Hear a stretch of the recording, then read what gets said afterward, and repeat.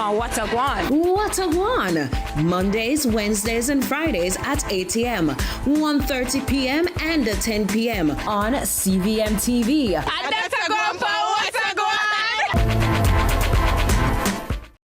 Nurturing businesses with support and services to help them grow and bloom. The Time by Jetour Bank is 7 o'clock. CVM News at 7, Headlines Thursday. Brought to you by Guardian Life. Live secure, live easy.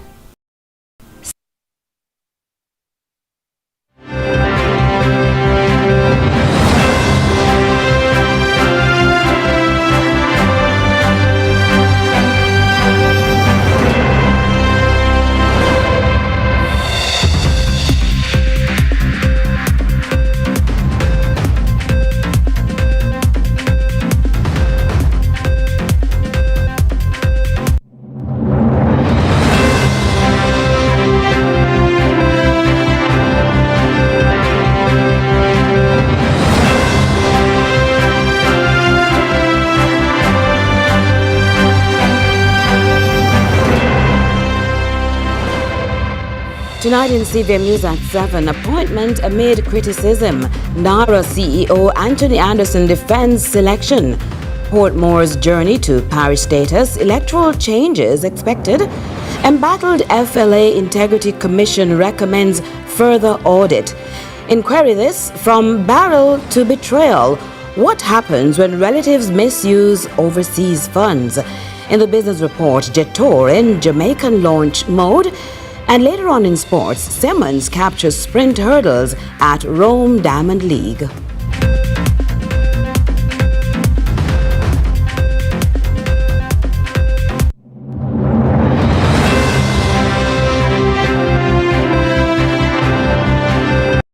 CVM News at 7, Headlines Thursday. Brought to you by Guardian Life. Live secure, live easy. Should critical illness strike, don't let worry fill your head. Say hello to happiness and goodbye to worry with Guardian Life's new Ultimate Provider Plan. Secure your medical expenses in the event of critical illness ahead of time while benefiting from our investment portfolio and so much more. Give yourself and your family the peace of mind you deserve with Guardian Life's new Ultimate Provider Plan today, and live secure. Live easy. Before the first patty is made, there are hands that raise it, hands that grow it, hands that move it, hands that bake it, and hands that serve it. For Jamaica, by Jamaica. Through challenges and changing seasons, they stood strong. They built with us. They believed. To every farmer, every team member, every partner, thank you. Peace out, making it easier for you to order your favorite pizzas, no waste no time. So you can do it online. Now you can order Pizza Hut online at pizzahutjamaica.com or through WhatsApp at 876-837-4488.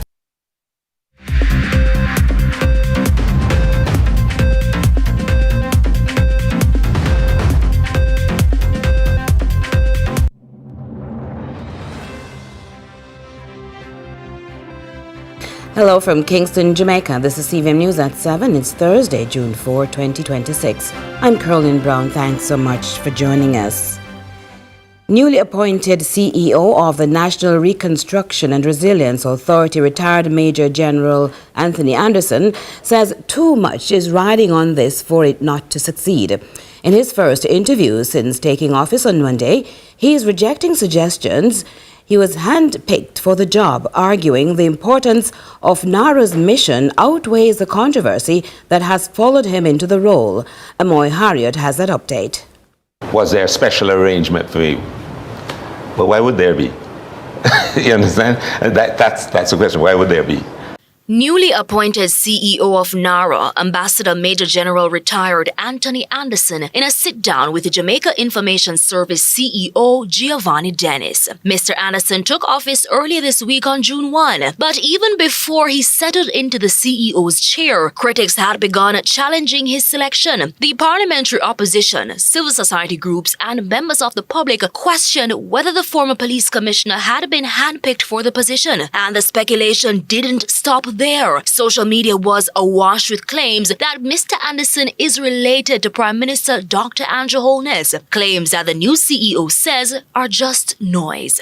I've dealt with noise a lot over my time in public service, especially once you're in a job that is relatively high profile.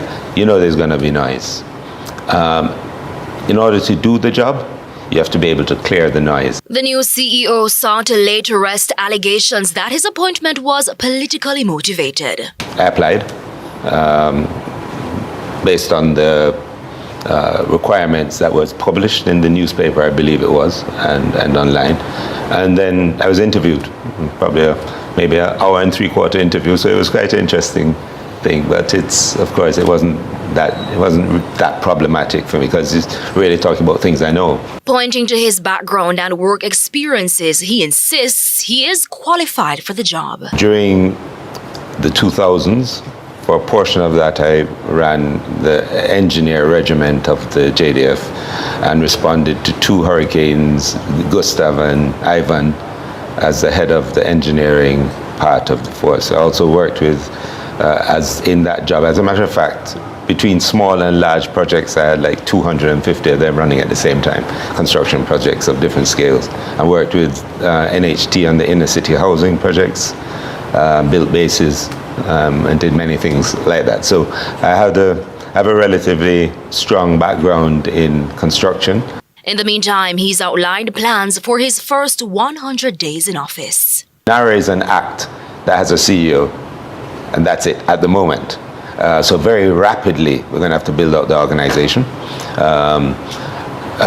and also get the systems in place that can properly manage in an automated and effective way, manage the program of projects. Orrett, CVM News.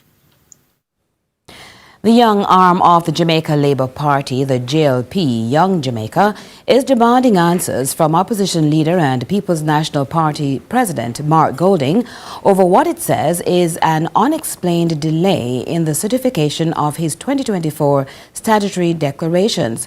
The group says Mr. Golding must provide Jamaicans with a full and transparent explanation as to why, to date, the Integrity Commission has not certified the documents.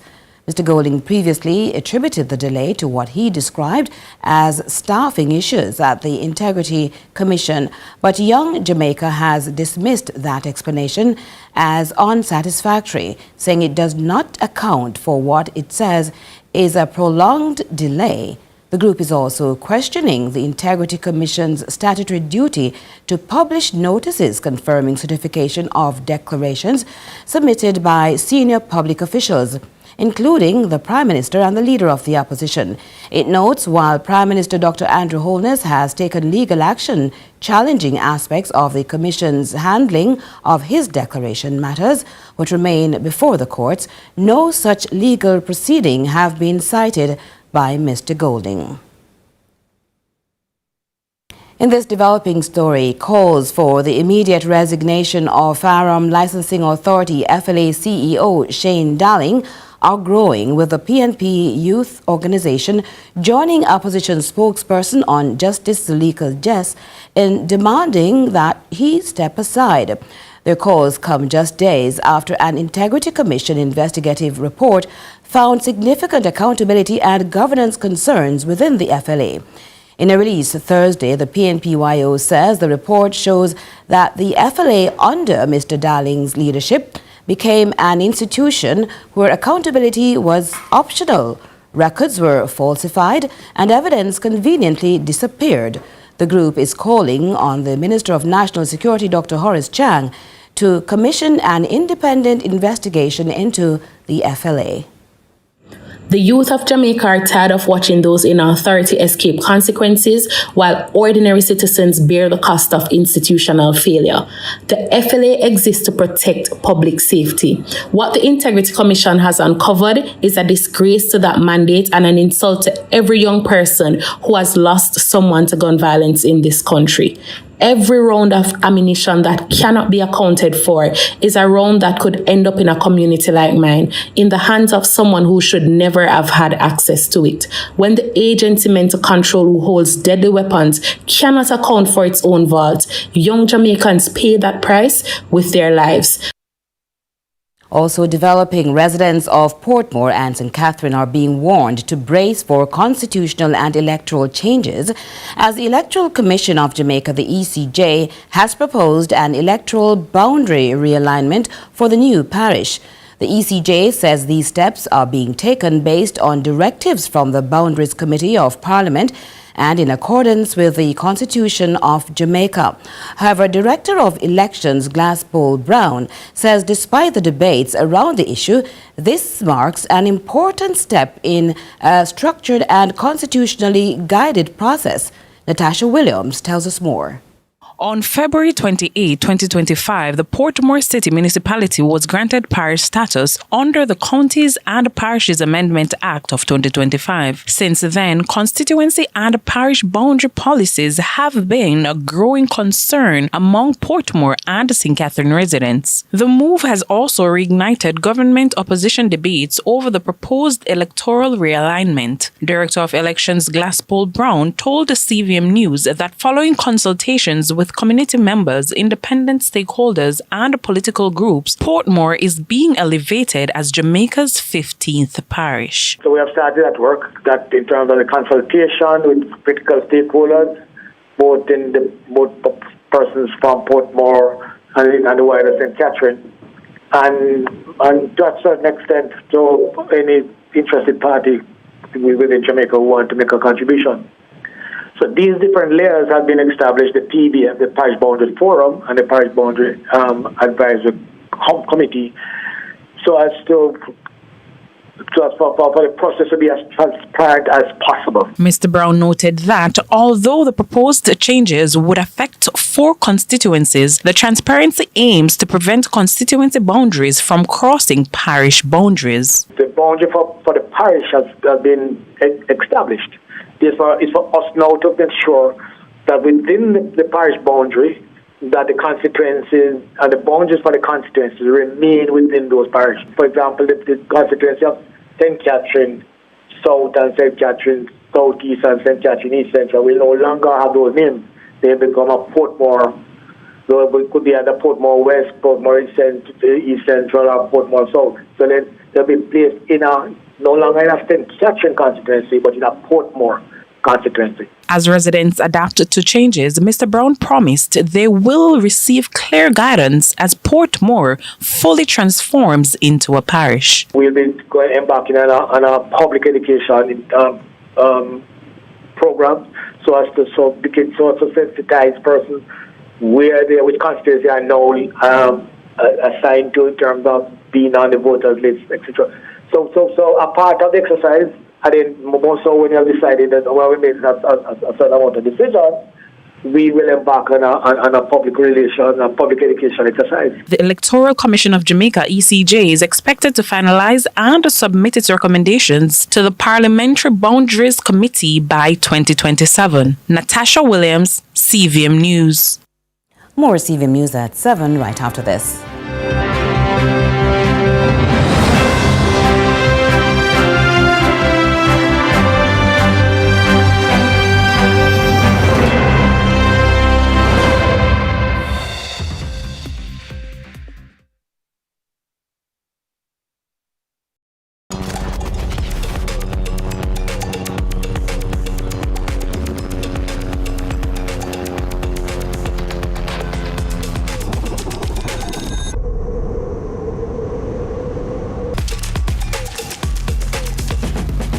Link.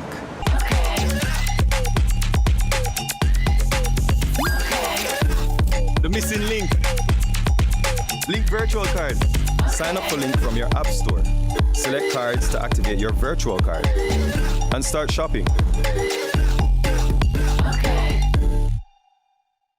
Looking for reliable ICT technical support in the Caribbean? Look no further than Connex. Stay connected with your loved ones and businesses, no matter where you are in paradise. Connex keeps you connected. Upgrade your network and embrace solar energy for your schools and businesses. Connex ensures seamless connectivity and sustainability. Connex, your trusted partner for telecom networking, software development, and solar installations. We design, install, connect, we deliver.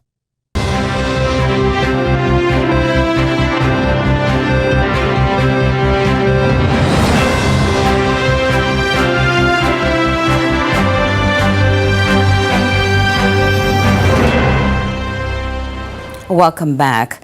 A Caribbean Maritime University employee has been charged in connection with the alleged misappropriation of student funds.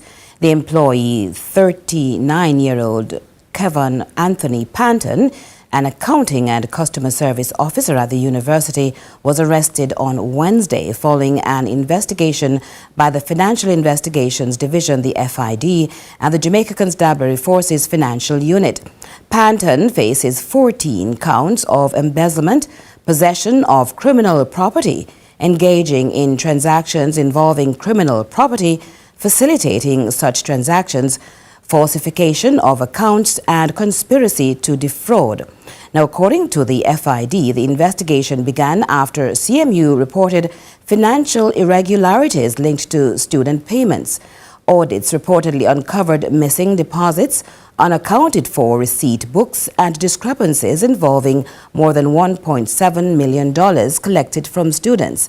Investigators also say just over $552,000 was later returned, leaving a deficit of approximately $1.15 million.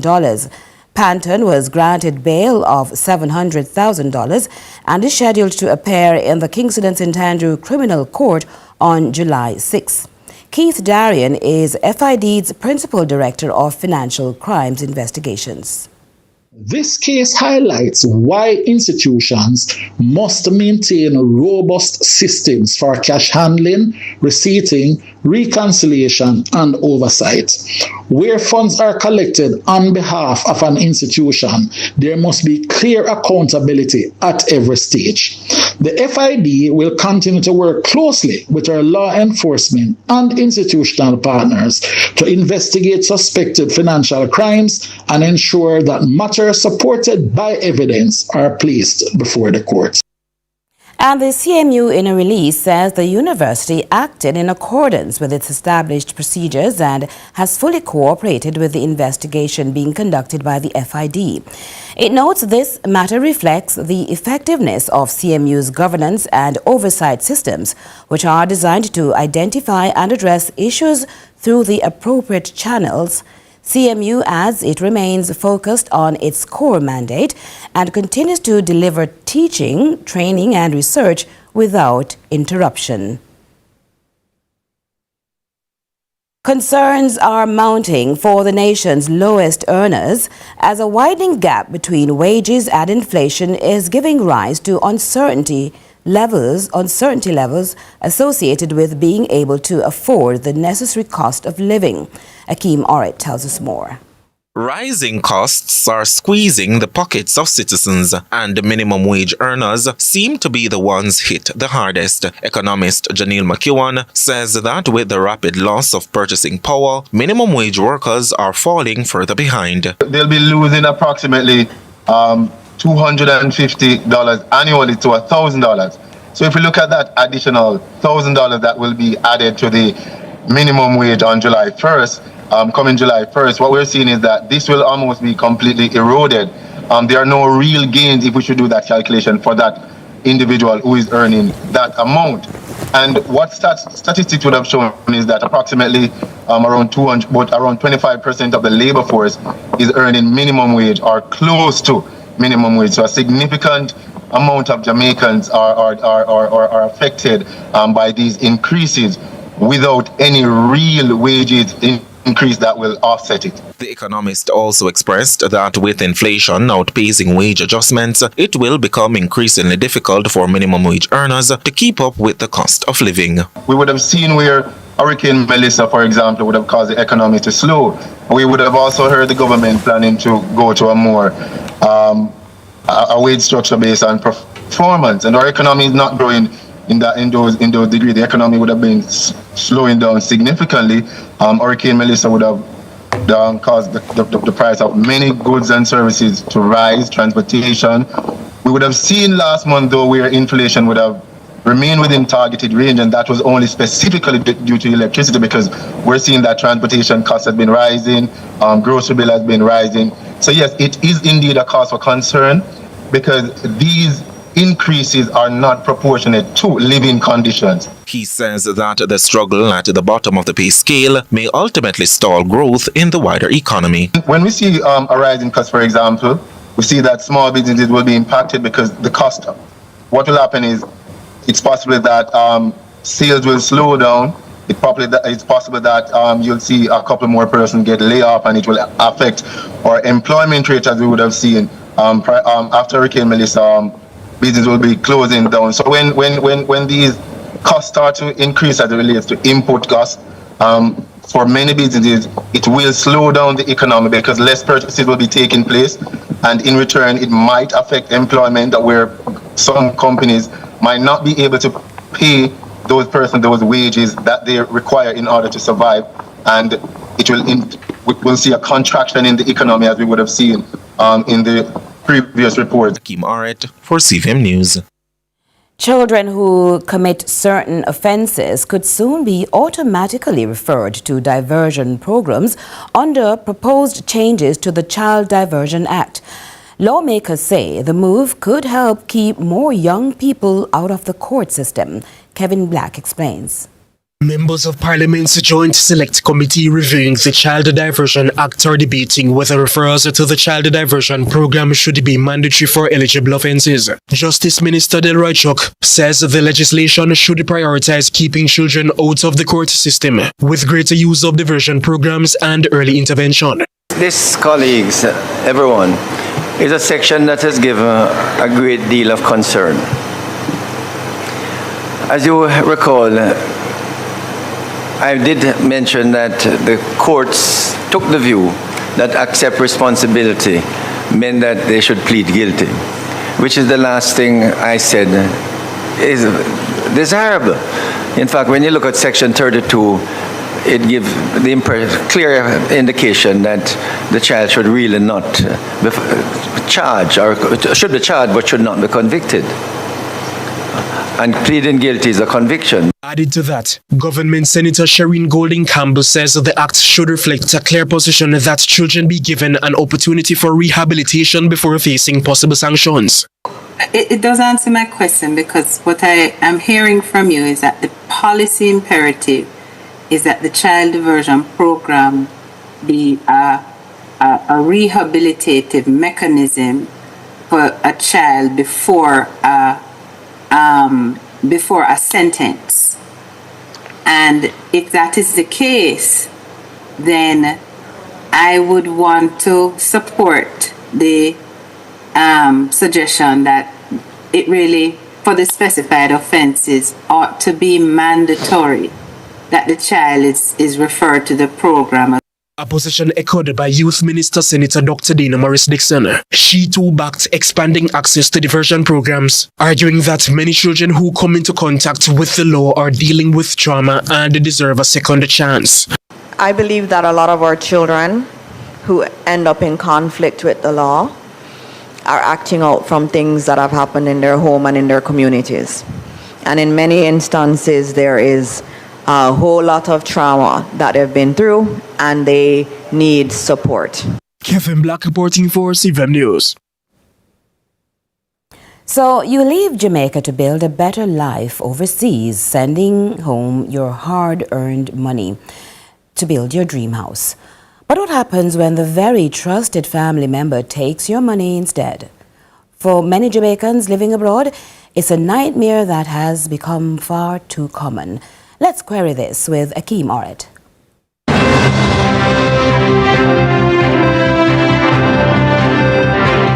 For many Jamaicans living overseas, building a house back home represents years of sacrifice, long hours of work, and a dream of returning home. But in some cases, that dream turns into a legal and financial nightmare. You send your money from overseas to your favorite family member to build your house, expecting that every block, every bag of cement, and every piece of steel is going towards your future, only to discover your money may have been spent elsewhere. Under Jamaican law, when a family member receives money to build a house and uses it for something else, it could be considered theft, fraud, or even a civil matter, depending on the circumstances.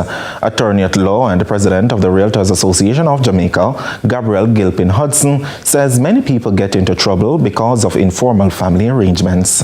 Building on land is something that you have to get approvals, permission for, and etc. And so doing something like that is fairly regulated without any sort of formality in place is extremely risky. I know that culturally sometimes people do that, but really you want to make sure that you put the right documentation in place to document the relationship, what the obligations are, and what your expectations are. Who owns the land? Who is going to own the house that you're sending the money to build? What is the arrangement there? Those are some of the things that you want to put down on paper to protect yourself. When these matters end up before the courts, your emotions alone are not enough. You must have evidence. According to the attorney, you must be able to prove the money sent was specifically meant for construction purposes. You would want to try and keep all of your receipts. Try as best as possible when you're having these conversations to, whether that is on WhatsApp, through email. The best thing all the time is to have an attorney to guide you through a transaction like this. So instead of just having an informal arrangement with a family member, which can break down or be undocumented, have an attorney come in from early and put some stuff in place to document the relationship and what they're doing. Another major issue arises when the land or property is registered in the name of your relative, not yours. Attorney Gilpin Hudson warns that this can create serious legal complications, particularly when there is no written agreement. You're sending this money to build on a piece of land. Who owns that land? Is it family land? Do you have permission to build on the land? If it is family land, say in the name of your mother or your grandmother, when you build a house on there, that house, especially if it has a title, the title is going to be in the name of that grandmother or mother. And so you having sent the money there, you technically don't have legal ownership over that house. You'd have to have an arrangement. So whether that arrangement is that for in exchange for building the house, she's adding your name to the title. What does that look like? Is it that you are now going to have an interest in the property? How are you going to secure that interest? So very important to consult an attorney. If you are living abroad, the attorney warns that there are practical steps you should take before trusting anyone with your money. One, that the money that you're putting into the property is protected and you have an arrangement with your family members about it. Two, what is the ownership of the property going to look like? Who's going to own the house? Who owns the land now? So on. Three, to make sure that the construction is actually legal construction. So are the permits in place? And are they being built to the standards required by the relevant authorities? And so on. So all of those things an attorney would guide you through to make sure that you and your family members can have a comfortable arrangement. For many families, money sent from abroad is built on trust. But attorneys warn that without the right legal protection, that trust can quickly turn into years of family drama, heartbreak, and court battles. That's all the time we have for Query This today. Remember, if you have a legal dilemma or concern you would like us to query, send an email to Orrett@cvmtv.com. For Query This, I'm Akeem Orrett.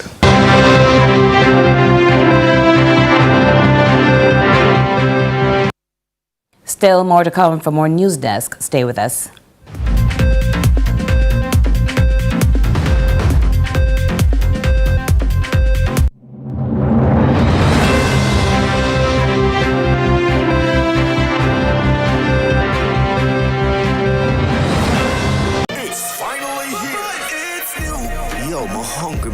Yes. Oh my gosh, Papa Popeyes have this new barbecue chicken sandwich there. Crispy barbecue chicken breast fillet, crunchy pickles, and Popeyes signature sauce.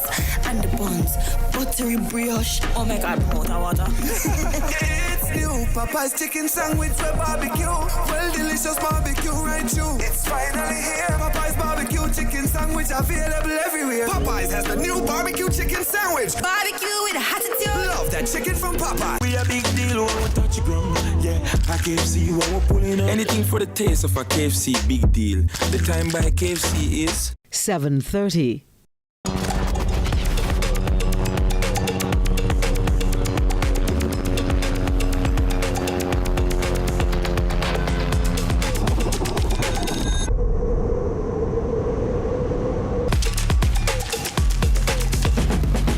Link.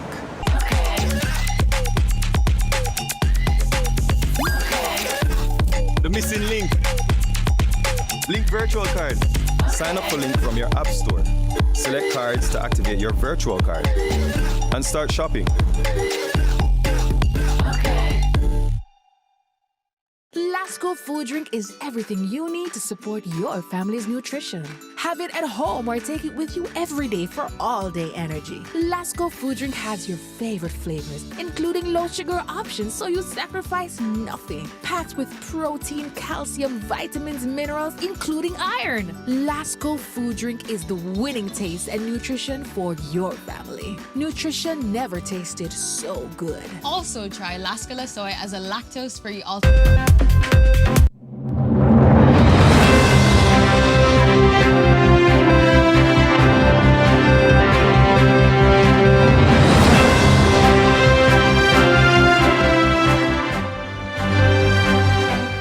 And we welcome you back with the Business Report with Joel Crosskill. Lots to share with you in the Business Report today, as the Titans of Tyre made a transition that continues to captivate Jamaican motorists, as China's automotive advance within the region reached a crescendo during the official launch of a brand whose recognition had already captured attention, with a marketing campaign that gained traction by defying tradition. One of the boldest entrances Jamaica's automotive landscape has ever witnessed was made official by Elijah Badan, operations manager at the Tire Warehouse Automotive, who formally introduced the Jetour brand and its fleet of SUVs. What started as a tire distribution operation in the seaside town of Savannah, Morrismore, has now become a group of companies with affiliates beyond the shores of Jamaica. The progression to become a dealer for a brand such as Jetour was not by accident. It was through careful market research and endless nights and months of negotiations. We wanted a brand that would capture the hearts of Jamaicans, yet would be able to withstand the rigors of the Jamaican landscape. We looked for a brand that had a name that Jamaicans could easily pronounce. We had to find a brand that was affordable, yet luxurious enough to make the owners feel wealthy, and I think we have found that. To our customers for making Jetour Jamaica's #1 selling car brand since November 2025. And it's not just Jamaica that's experiencing the surge, as Shukai Wang, country director of Jetour Auto International, explained, with the Jetour brand currently advancing in over 100 markets globally. As of October 2025, our global cumulative sales exceed 2 million units. With this result, Jetour became the only one automotive brand worldwide to reach this milestone in just 7 years. This is what we call the Jetour speed. We are now operating 10 research and development centers with over 4,000 engineers globally, developing products tailored to different markets. Jetour does not simply export cars.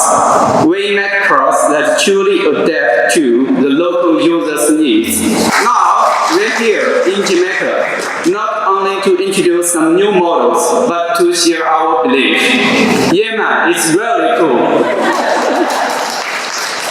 Warehouse Automotive is the exclusive authorized distributor for the Jetour brand in Jamaica, the Cayman Islands, and Barbados. Owned by the Cherry Holding Group, The Jetour line was originally launched as a budget-friendly SUV and lifestyle sub-brand in 2018, before becoming an independent operating subsidiary in 2021, specifically targeting the Travel Plus automotive segment. Minister without portfolio in the Office of the Prime Minister with responsibility for science, technology and special projects, Dr. Andrew Wheatley, recalled the moment the Badan family first introduced him to the Jetour brand. He said to me that he wants to bring a vehicle where public sector workers can afford. He believes that everyone should get the opportunity to purchase a reliable, modern, affordable vehicle, brand new. Minister of State in the Ministry of Industry, Investment and Commerce, and MP for St Andrew North Central, Delano Seavright, spoke of what the brand's entrance suggests about Jamaica's economy more broadly. This is showing the vibrancy of the Jamaican economy. The motor car market is vibrant, it's dynamic, it's competitive. What Andrew Badan has done from a marketing point of view is second to none. You'll be driving down Norbrook Road and there is an ad there, perfectly positioned. The image of the car, the warranty, the price, and the monthly payment, and the contact information. That's the most sensible, clean advertising I have seen in a long time. Shadow Minister for Transport Michael Phillips spoke of how the potential to have new entrants into Jamaica's automotive market was established. Government policy going both administrations have opened up the market that a company like Tire Warehouse can be a new car dealer, not a used car dealer, a new car dealer, and is number one in Jamaica. Clap the Tire Warehouse team. Your belief in Jamaica speaks volumes. This is not just a slogan. We will try further together and discover more beauty of Jamaica. Thank you, Jamaica. Thank you so much. And that was your business report.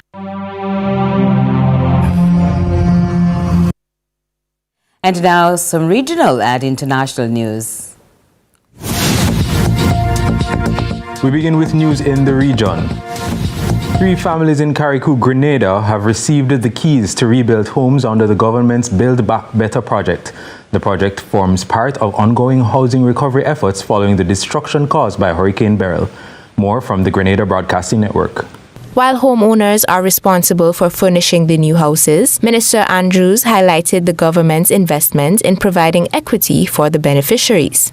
Recipient Michael Sylvester joined in commending the project team for their assistance after facing months of displacement. And today, I could say that you're not only a promise maker, but you're a promise keeper.